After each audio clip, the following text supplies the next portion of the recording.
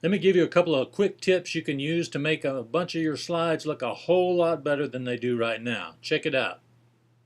We see slides like this one all the time where the information is just kind of haphazardly placed on the frame. There's no real judgment of what's most important. What you really want to convey in this slide is the quote by Jack Sprat, of course the author of the New York Times bestseller Lean. Jack says if you don't know where you're going, any road will get you there. But in this slide, that's about the third most important thing we see, after the headline and after the picture of this guy.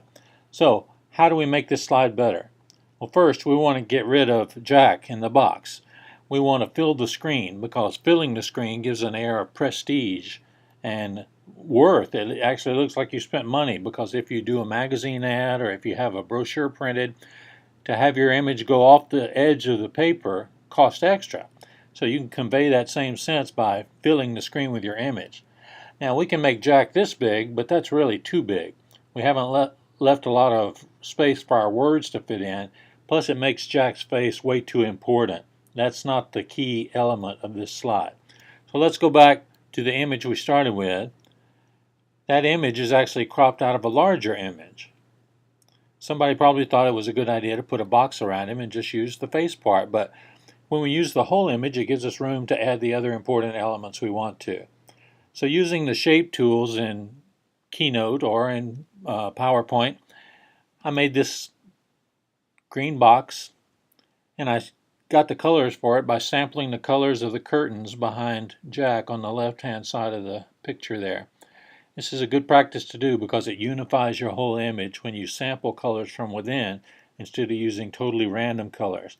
If I used a bright red box or a bright purple box, it would be a little jarring. So we're going to hear from Jack Sprat on future planning. We got this great space here where we can put the quote at a nice large size, set it off, so we know this is the information that we want to convey.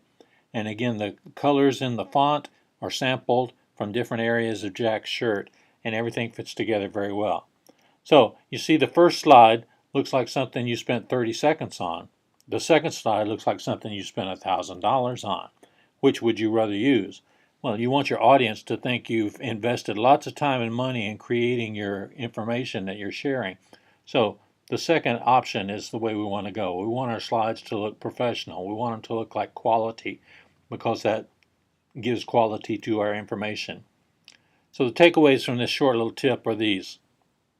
Don't put your ideas and images in boxes. They're important. They need to have room to express themselves. Use the whole frame. You got a lot of real estate there, and using it well will make you look better. Emphasize what is the most important bit of information on each slide, and then prioritize that slide accordingly. And finally, tie all the elements of your slide together by using sample colors to make it all look like it's a unified, well-designed piece.